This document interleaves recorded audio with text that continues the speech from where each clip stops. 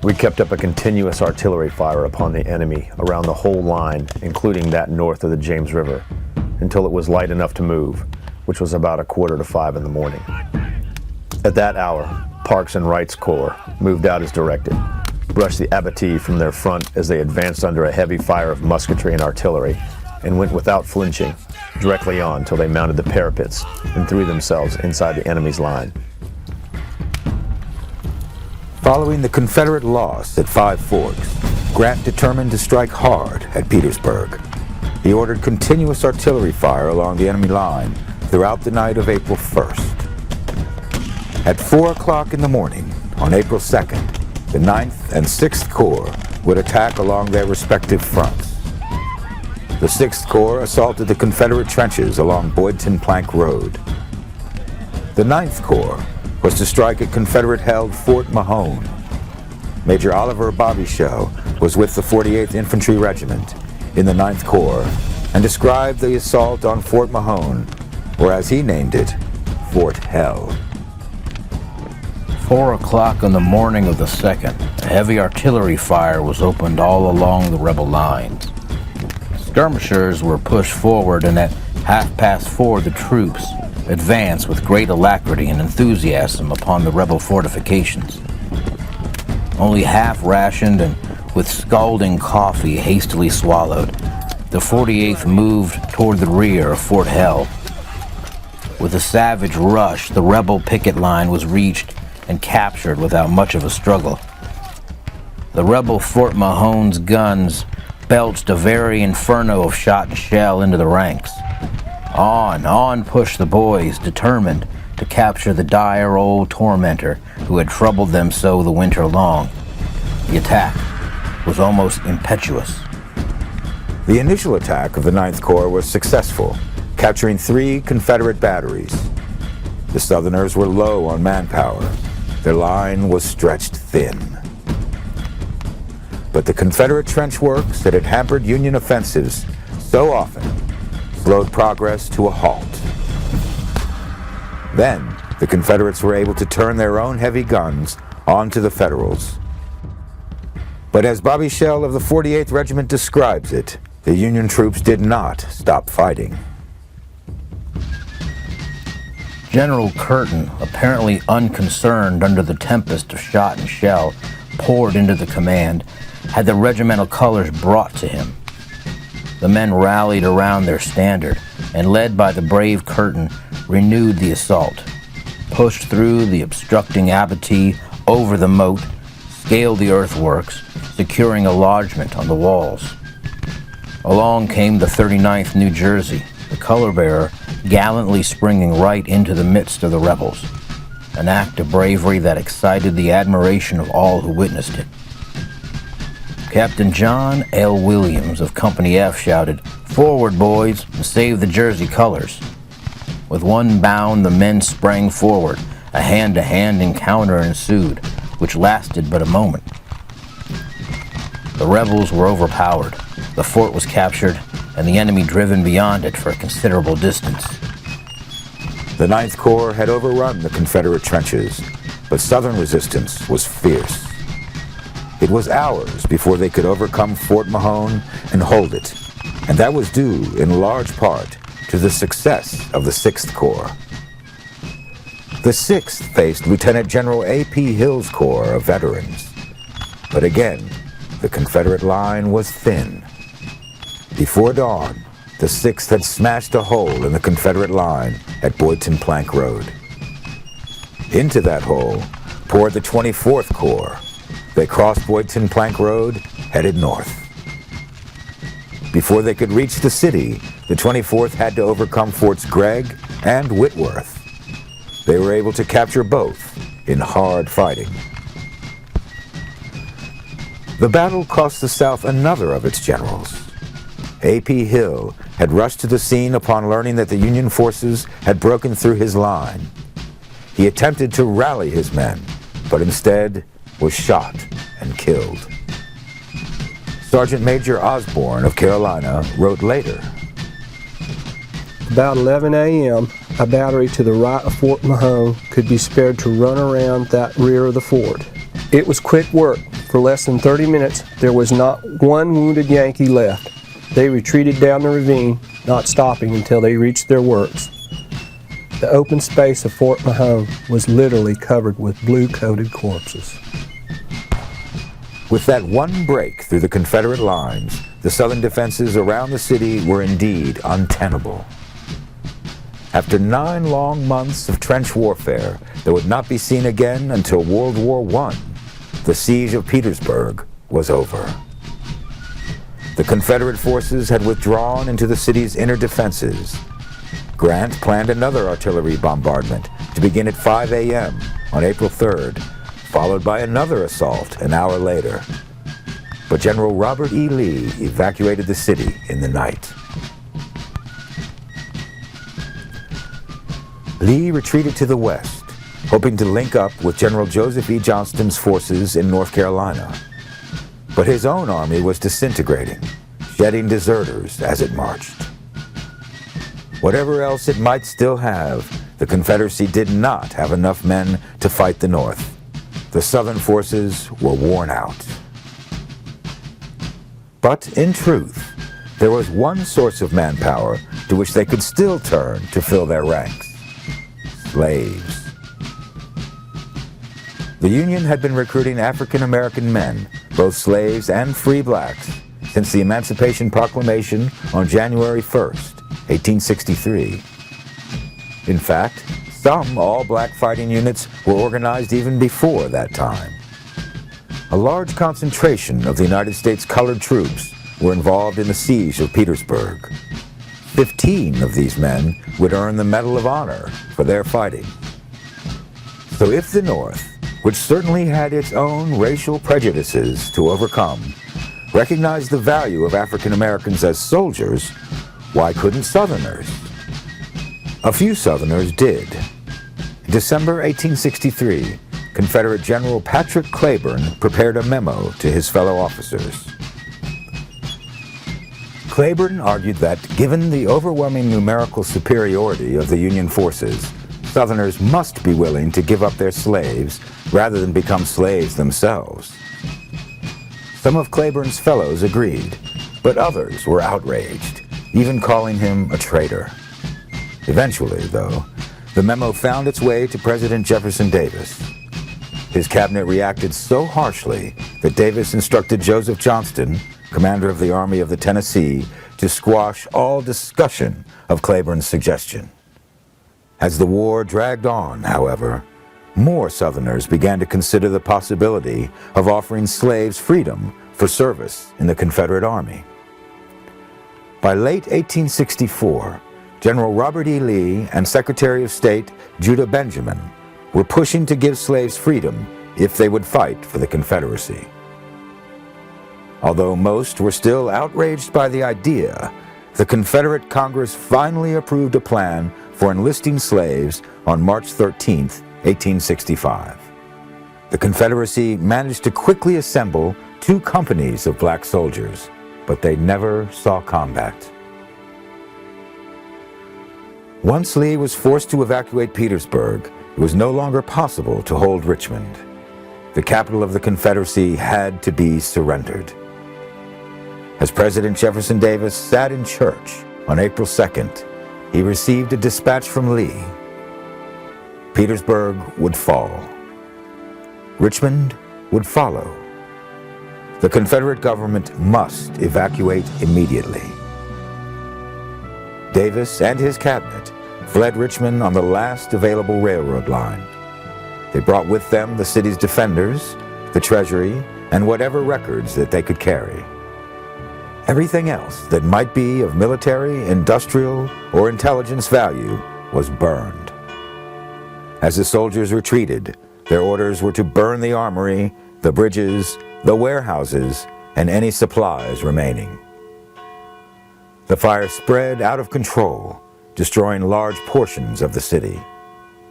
As historian James McPherson wrote, "Southerners burned more of their own capital than the enemy had burned of Atlanta or Columbia." Finally, the next day, the Richmond mayor went out to the Union lines just east of the city and officially surrendered the capital. Union troops then extinguished the fires set by the Confederates. General Grant described the situation his army found.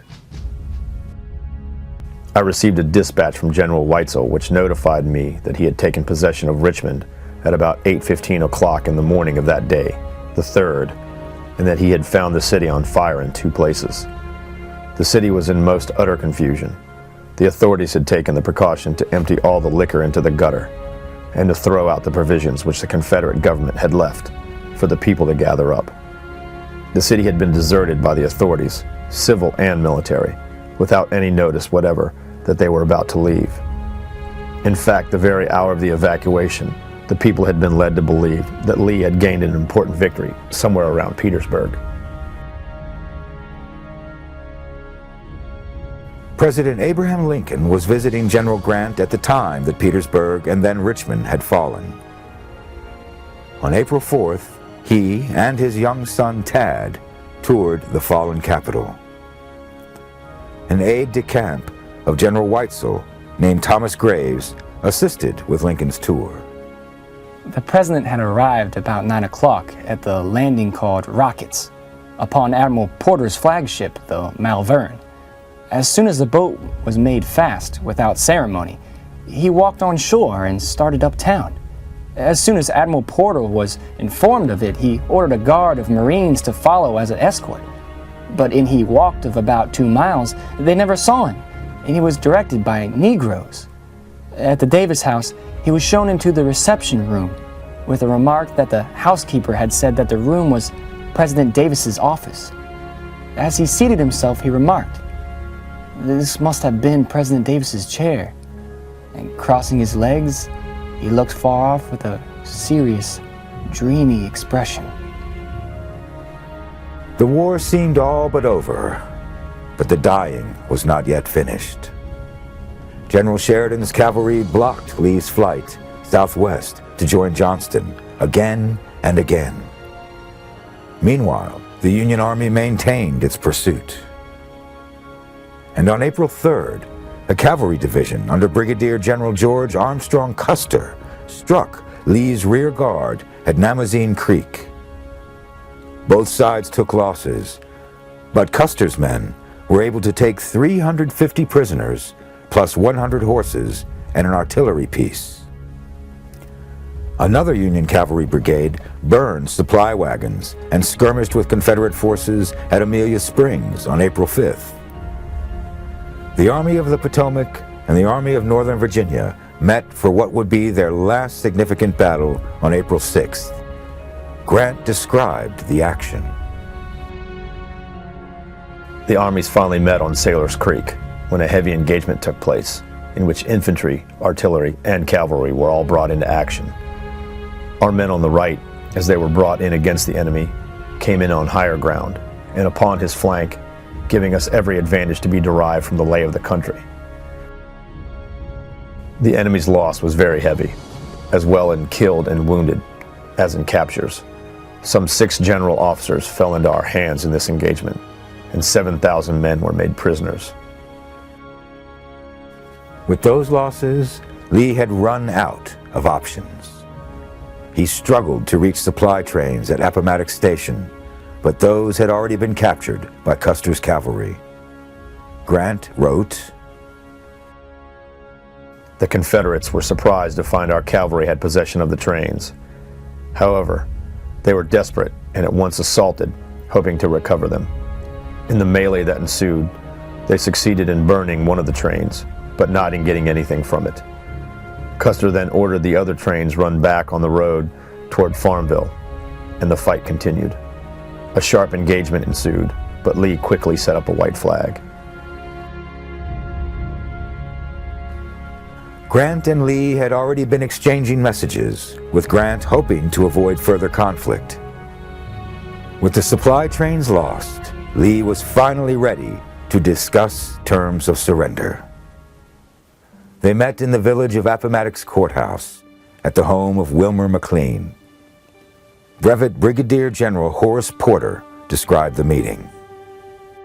The contrast between the two commanders was striking, as they sat 10 feet apart. General Grant, then nearly 43 years of age, was 5 feet 8 inches in height, with shoulders slightly stooped. He had on a single-breasted blouse made of dark blue flannel, unbuttoned in the front. He wore an ordinary pair of top boots with his trousers inside. The boots and portions of his clothes were spattered with mud. He had no sword, and a pair of shoulder straps was all there was to designate his rank. In fact, aside from these, his uniform was that of a private soldier. Lee, on the other hand, was fully 6 feet in height, quite erect for one of his age. His hair and full beard were a silver gray and quite thick. He wore a new uniform of Confederate gray, buttoned up to the throat, and at his side he carried a long sword of exceedingly fine workmanship, the hilt studded with jewels. Grant offered lenient terms of surrender. Lee's men would pledge not to take up arms against the government of the United States. Arms and artillery would be turned over to Grant's army, but officers would be allowed to keep their sidearms, private horses, and baggage. They would then be permitted to return home undisturbed. This will have the best possible effect upon the men. It will be very gratifying and will do much toward conciliating our people. Grant also promised to send Lee's men, who were desperately undersupplied and hungry, 25,000 rations. As Lee left the McLean house, some of Grant's soldiers began to cheer and fire celebratory shots into the air. Grant ordered them to cease. The war is over. The rebels are our countrymen again, and the best sign of rejoicing after the victory will be to abstain from all demonstrations in the field. Everyone present at the surrender was aware that they were present at a momentous point in history. Grant's policy of reconciliation was in keeping with his commander-in-chief's. Throughout the war, Lincoln was thinking about how to bring the rebel states back into the Union as quickly and smoothly as possible. The 13th Amendment, abolishing slavery, had been passed by the U.S. Senate on April 8, 1864, and it passed the House on January 31, 1865. On December 18th of that year, it would be adopted into the Constitution. The Confederate States would be returning to a very different Union from the one that they had left. Lincoln wanted to make it relatively easy for states to return to the fold. His policy was based on the belief that states could not, in fact, secede from the Union. They did not need to be readmitted. They merely needed to be restored to their proper state. His December 1863 proclamation of amnesty and Reconstruction, in addition to pardoning almost all Confederates, required only that 10% of a state's voting population take an oath of loyalty to the United States, and then vote to reestablish a legitimate Republican government.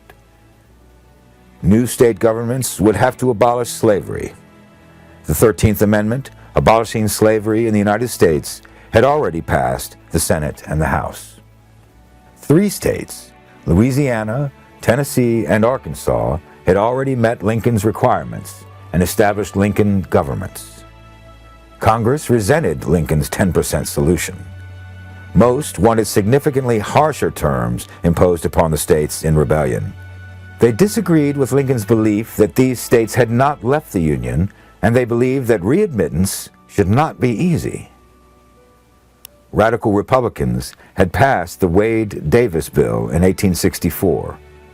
That bill would require a majority of the state's voters to take an ironclad oath, proclaiming not only their future loyalty to the Union, but swearing that they had never personally supported the Confederacy. Since roughly 4 out of 5 white males of military age in the South had fought for the Confederacy, this requirement was an impossibility. He wanted to maintain presidential control over the restoration of the states, so he tried to accomplish as much as possible while he could claim the authority given to the president in times of war. On April 14, 1865, Lincoln met with his cabinet to discuss Reconstruction and how to treat Confederate leaders after the war. Lincoln was clear. "I hope there will be no persecution, no bloody work after the war is over. No one need expect me to take part in hanging or killing those men, and even the worst of them. Frighten them out of the country, open the gates, let down the bars, scare them off. Enough lives have been sacrificed. We must extinguish our resentments if we expect harmony and union." There has been too much desire on the part of some of our friends to be masters, to interfere with and dictate to those states, to treat the people not as fellow citizens, and there is too little respect for their rights. I do not sympathize in these feelings. Less than 12 hours after making that statement, President Abraham Lincoln escorted his wife into Ford's Theater to attend a play. The mood was festive in light of recent events. The war was not technically over, but the end was near. Mr. and Mrs. Lincoln had even begun discussing what they might do now that the mountainous burden of Civil War was removed from his shoulders. Then a little after 10 p.m., stage actor John Wilkes Booth fired a bullet into the president's head. Booth and a group of co-conspirators planned the assassination of Lincoln, Vice President Andrew Johnson, Secretary of State William Seward, General Grant, and others. They hoped to revive the Confederacy's spirits while General Joseph Johnston's army was still free and fighting. Booth's co-conspirators failed, though Seward and his son were wounded. But President Lincoln died the next day, April 15, 1865. Andrew Johnson was sworn in as president at 11 a.m. on the 15th, about 4 hours after Lincoln breathed his last. After John Wilkes Booth was killed by his pursuers in late April, President Johnson established a military commission to try the surviving conspirators. They were tried, convicted, and several were executed before summer's end. Not surprisingly, people of the North and South reacted very differently to the assassination of Lincoln, as can be seen in diaries from the period. Caroline Richards of New York wrote on April 15th,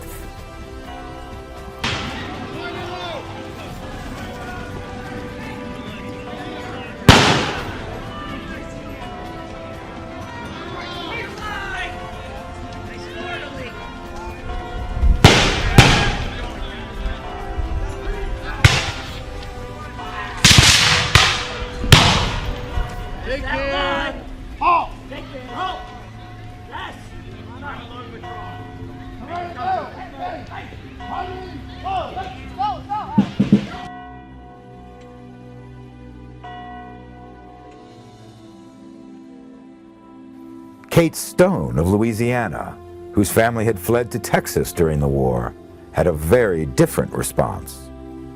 On April 28th, she writes, "We hear that Lincoln is dead. All honor to J. Wilkes Booth, who has rid the world of a tyrant and made himself famous for generations." Then on May 15th, she adds, "Poor Booth, to think he fell at last.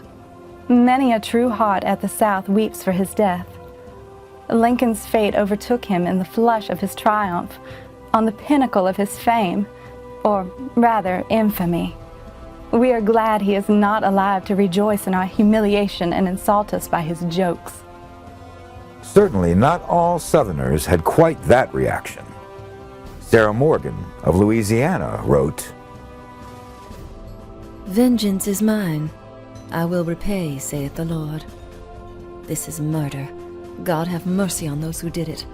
And because I know that they would have apotheosized any man who had crucified Jeff Davis, I abhor this and call it foul murder, unworthy of our cause. And God grant it was only the temporary insanity of a desperate man that committed this crime. Let not his blood be visited on our nation, Lord." Though Southerners such as Kate Stone might record private celebrations at Lincoln's death, those living in areas occupied by Union troops decided that they should at least appear to be in mourning.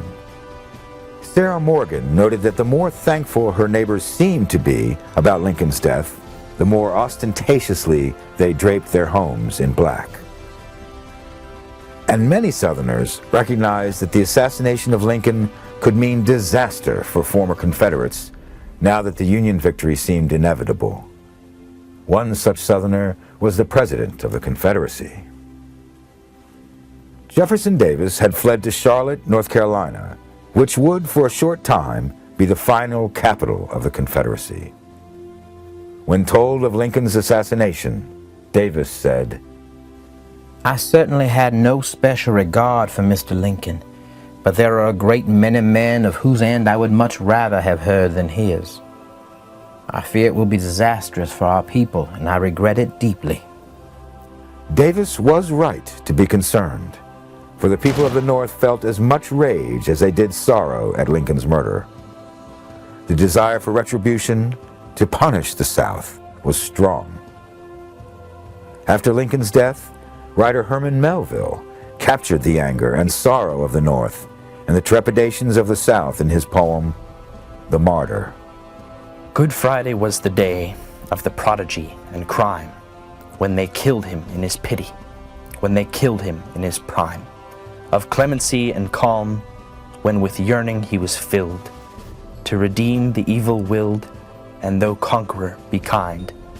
But they killed him in his kindness, in their madness and their blindness, and they killed him from behind.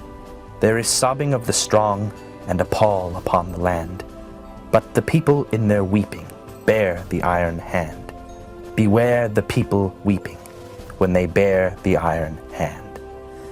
He lieth in his blood, the Father in his face. They have killed him, the forgiver. The avenger takes his place. The avenger wisely stern, who in righteousness shall do what the heavens call him to, and the parricides remand, for they killed him in his kindness, in their madness and their blindness, and his blood is on their hand.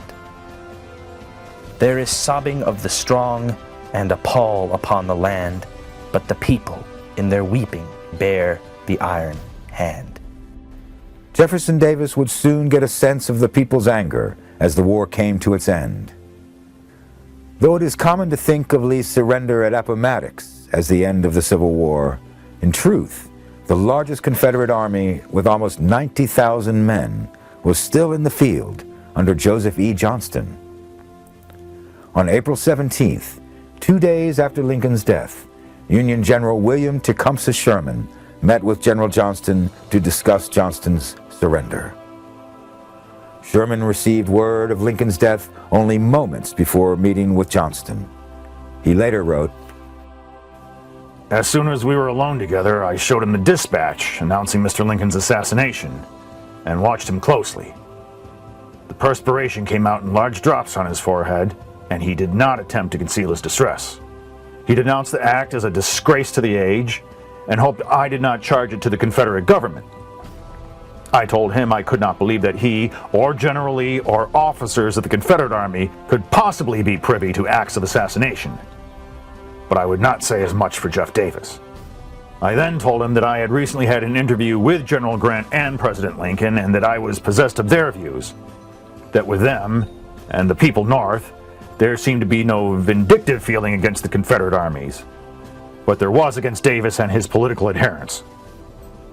Sherman sought an agreement similar to Grant's and Lee's, pertaining strictly to the military. But President Davis pushed for Johnston to get more of a treaty than simply terms of military surrender. He wanted political promises, such as agreements to recognize existing state governments and guarantees of property, while making no mention of accepting the end of slavery. Sherman, in keeping with what he believed Lincoln would have wanted, agreed to the terms, though he acknowledged that he did not have final authority.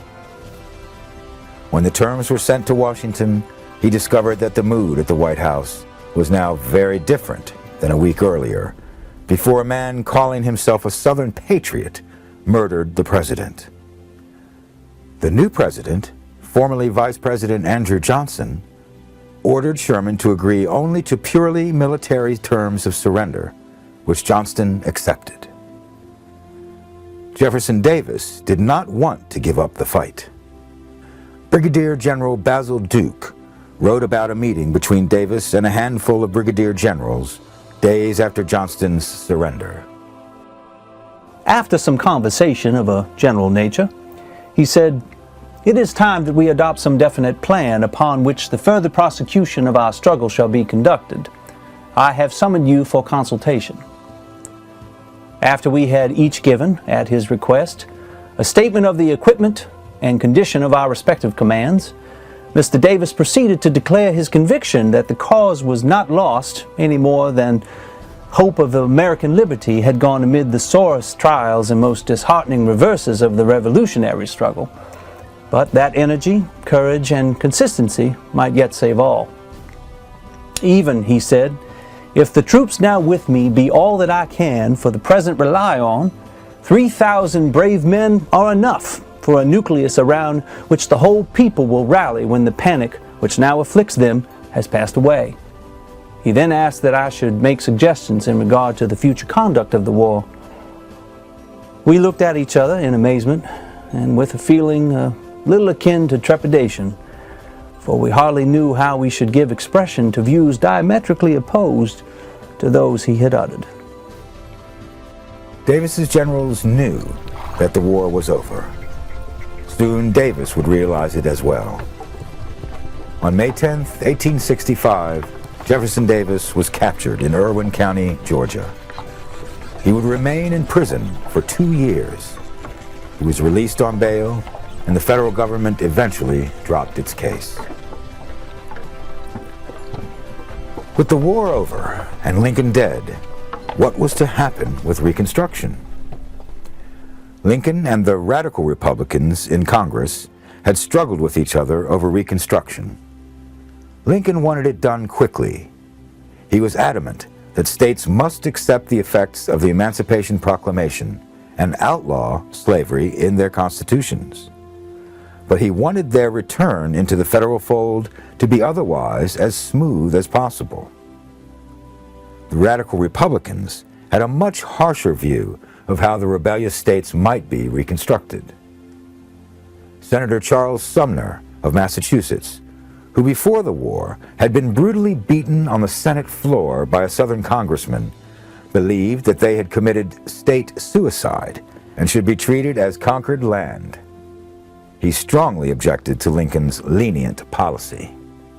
But if he found Lincoln's plan too lenient, Johnson's policies completely outraged him. Under Johnson, the Southern states quickly set up new Johnson governments recognized by the federal government. the states quickly passed black codes, which denied freedmen the right to vote, serve on juries, or testify against whites in court. They could not overturn the 13th Amendment, but they could resist it in spirit. Major General William Tecumseh Sherman, in January 1865, had issued Special Field Order Number 15, which provided land to former slaves. Heads of households would get 40 acres of land which had once been part of a plantation. Some would also get the use of a Union Army mule for plowing. About 40,000 slaves were settled on land under this order, but it did not last. Sherman's order had been made as a wartime measure, and for the policy to continue, the civil government would need to take similar action. Instead, in the fall of 1865, President Johnson rescinded Sherman's order. We can never know how Lincoln might have handled Reconstruction after the war, or how he would have managed the relationship with Congress. But we do know that Andrew Johnson's inability to work with Congress, his patent racism, and his clear unwillingness to support the rights of 4 million freed slaves meant that the executive branch lost all control over Reconstruction. Throughout Johnson's presidency, Congress would take action, such as creating the Freedmen's Bureau. Johnson would veto the act, and then Congress would override his veto. So how did these former slaves survive in the early years after the war? Their individual stories can help bring to light some of the issues they and the nation faced. In the 1930s, as part of the Works Progress Administration, 2,300 former slaves were interviewed about their lives before and after slavery. Here, Fannie Berry and Dora Roberts share their personal stories. I was free long time before I knew it.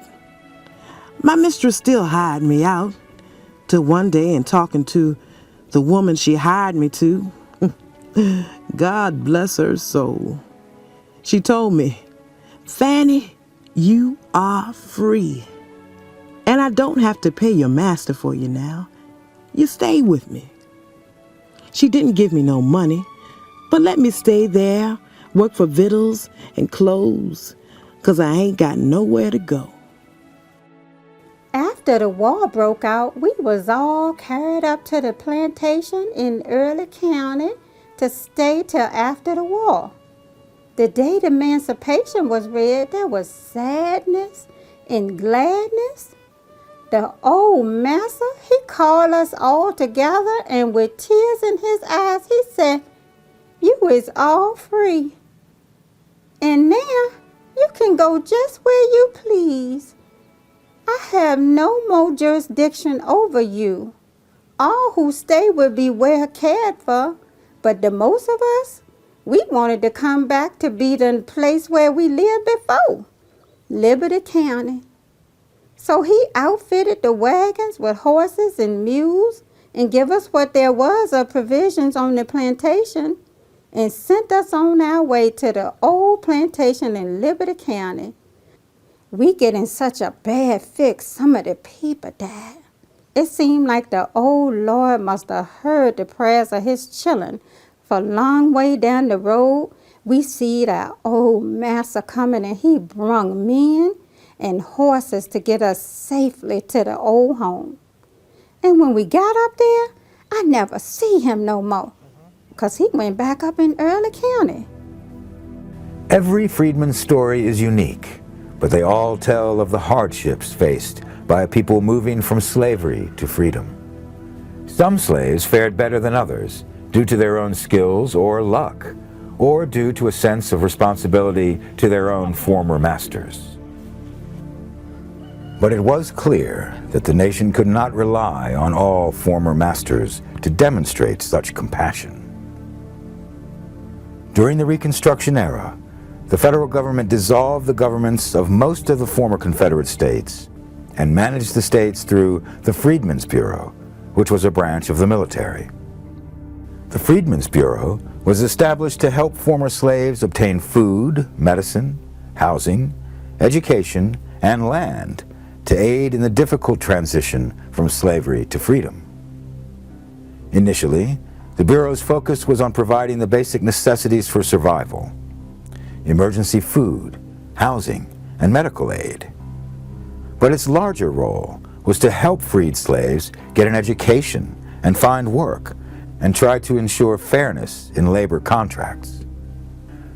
Prior to the Civil War, none of the Southern states had any kind of universal public school system. The Freedmen's Bureau took on the task of establishing Southern schools for former slaves to teach basic literacy. By 1870, over 1,000 of these schools were operating across the South. They also established 24 colleges and institutes of higher learning for African American youth. Many of these historically black colleges and universities are still operating today. Another issue was that since these freedmen were no longer slaves, they would count as full citizens in the determination of representation in Congress, rather than the 3/5 of a person. But would they be allowed to vote? If they were not, then the voting power and representation of white Southerners would be even more disproportionate to Northern voters than it was before the war. Yet few in the South were willing to give African Americans the right to vote. Southern Democrats were angered by the federal control of their states. Many took their anger out on the freedmen. Some whites formed secret societies to resist and disrupt the new order. These vigilante groups, the most infamous being the Ku Klux Klan, included former Confederate soldiers and were essentially insurgent forces in opposition to the federal government. They used terrorist tactics of violence and intimidation to keep blacks and white Republicans from voting. The Ku Klux Klan would attack at night, wearing masks and robes to hide their identities. They intimidated workers for the Freedmen's Bureau. Across the South, thousands of African Americans and white Republicans were killed by members of the Ku Klux Klan and similar organizations. Former General, now Senator, Benjamin Butler drafted legislation referred to as the Ku Klux Klan Act. Another former general, President Ulysses S. Grant, signed it into law. The act authorized the use of federal troops rather than state militias to enforce the law in the South. It also empowered the federal courts to try Klan cases and authorized the suspension of the writ of habeas corpus. Grant took full advantage of these powers and dismantled the Klan. It would be several decades before the organization would rise again. The Civil Rights Act of 1866 granted citizenship to all persons born in the United States, with equal rights regardless of color. This act was passed over the veto of President Johnson, and the policy was further cemented into law by constitutional amendments. The 14th and 15th Amendments clarified that the blacks were expected to have the same rights as white citizens. The 14th Amendment, ratified in 1868, stated that all persons born in the U.S. are citizens of the country and of the state in which they live. It further required states to provide equal protection under the law to all their citizens and prohibited states from depriving any person of life, liberty, or property without due process. The 15th Amendment, ratified in 1870, prohibited any state or local government from denying citizens the right to vote based on race, color, or having been a slave. It is certainly true that governments stretched and broke these restrictions over the following decades. But the amendments gave African Americans and others the tools needed to eventually force state and local governments into compliance. Therefore, blacks gained the vote across the southern states and began putting African Americans into elected office. During this period, hundreds of African Americans were elected to state legislatures. 21 were elected to the U.S. House of Representatives, including 10 former slaves, and 2 were sent to the U.S. Senate, one of them a former slave. But these gains did not last. Once Southern states were redeemed and freed from federal oversight, they began finding ways to restrict the new rights of black citizens. The KKK and similar organizations had suppressed the black vote in the late 1860s and 1870s. In the 1890s, states created new constitutions that changed voter registration in ways that effectively stripped the right to vote from most blacks and many poor whites. Most prominent were literacy tests and poll taxes. Literacy tests should not have kept most blacks from voting, since the schools created by the Freedmen's Bureau had succeeded in driving down the illiteracy rate amongst the blacks. But some literate blacks were often unable to pass literacy tests administered by white voter registrars.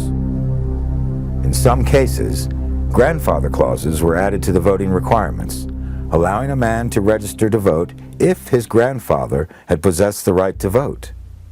This allowed illiterate whites to skip the tests, but could not help black citizens whose grandfathers had been slaves. African American leaders such as Booker T. Washington worked to have such practices challenged in court.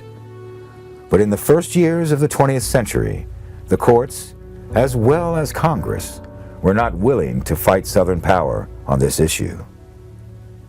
Successful challenges occurred in 1915, 1939, and 1944, throwing out pieces of the voting barriers that states had erected. But these states would then find new ways to reach the same goals. It would not be until the Civil Rights Movement, culminating in the Voting Rights Act of 1965, that these barriers would be swept aside and the intended goal of the 15th Amendment would be realized. Though the Civil War ended in 1865, it has never been far from our memory. And that memory itself quickly became a new kind of battleground, as interested parties sought to control the memories of what happened and why. Proponents of the Lost Cause movement, including Jefferson Davis himself, emphasized the noble character of Southern resistance to federal oppression. They minimized the importance of slavery, insisting that the war was only ever really about states' rights. Others focused on the emancipation of 4 million slaves and remember the war as being the only way, in hindsight, to free the slaves from their bondage and free the nation from its dependence on slavery. And still others looked past the arguments of who was right and sought to bind up the nation's wounds through a shared mourning for the over 600,000 killed in the war. Many Americans love and respect Abraham Lincoln as they do no other president. And many others feel that same love and pride when they look on an image of General Robert E. Lee. And odd as it may seem, many Americans love and honor both men. Thousands of Civil War landmarks and memorials, large and small, dot the country roads and rivers and bridges and towns of modern America.